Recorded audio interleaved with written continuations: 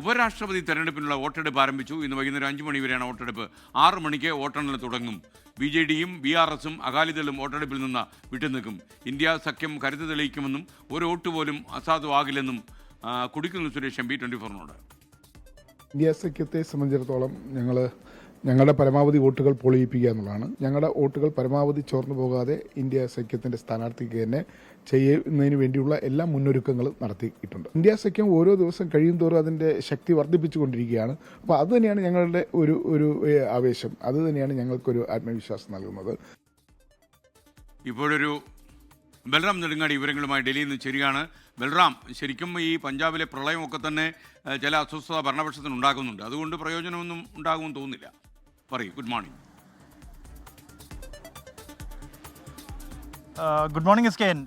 ഈ ശിരോമണി അകാലിദൾ തെരഞ്ഞെടുപ്പിൽ നിന്നും വിട്ടുനിൽക്കാനുള്ള ഒരു കാരണമായി ചൂണ്ടിക്കാണിക്കുന്നത് ഈ പഞ്ചാബിലെ പ്രളയവുമായി ബന്ധപ്പെട്ട് കേന്ദ്ര സംസ്ഥാന സർക്കാരുകൾ നിസ്സംഗത പുലർത്തുന്നു, ജനങ്ങളെ സഹായിക്കുന്നില്ല, അതുകൊണ്ട് തങ്ങൾ ഉപരാഷ്ട്രപതി തെരഞ്ഞെടുപ്പിൽ നിന്നും വിട്ടുനിൽക്കുകയാണ് എന്നാണ്.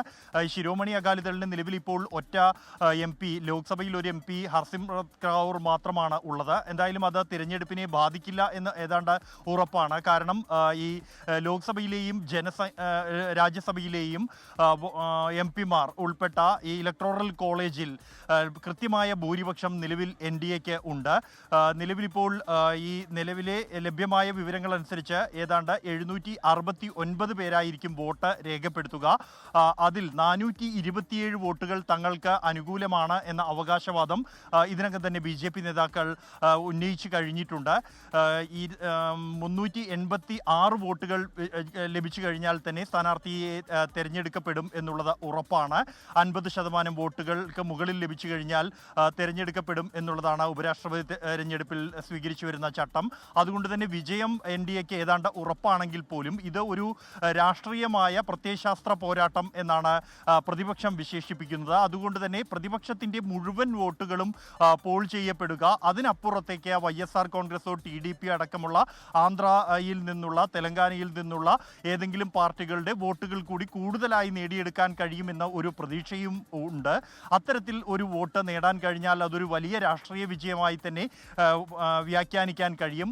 ബീഹാർ തിരഞ്ഞെടുപ്പ് അടക്കമുള്ളവ മുന്നിൽ നിൽക്കുന്നുണ്ട്. ബംഗാൾ, കേരളം, അസം അടക്കമുള്ള നിയമസഭാ തിരഞ്ഞെടുപ്പുകൾ വരും മാസങ്ങളിൽ നടക്കാനിരിക്കുകയാണ്. ഈ ഒരു പശ്ചാത്തലത്തിൽ അത് NDAക്ക് മുകളിൽ BJPക്ക് മുകളിൽ ഒരു രാഷ്ട്രീയ വിജയം നേടിയതായി അവകാശപ്പെടാം എന്നാണ് പ്രതിപക്ഷം കണക്കുകൂട്ടുന്നത്. ഒപ്പം തന്നെ പ്രതിപക്ഷ ഐക്യത്തിൻ്റെ ബീഹാർ തെരഞ്ഞെടുപ്പിന് മുമ്പ് പ്രതിപക്ഷ ഐക്യ പ്രകടനത്തിൻ്റെ ഒരു വേദിയായി കൂടിയാണ് പ്രതിപക്ഷം ഈ ഒരു ഉപരാഷ്ട്രപതി തിരഞ്ഞെടുപ്പിനെ വ്യാഖ്യാനിക്കുന്നത്.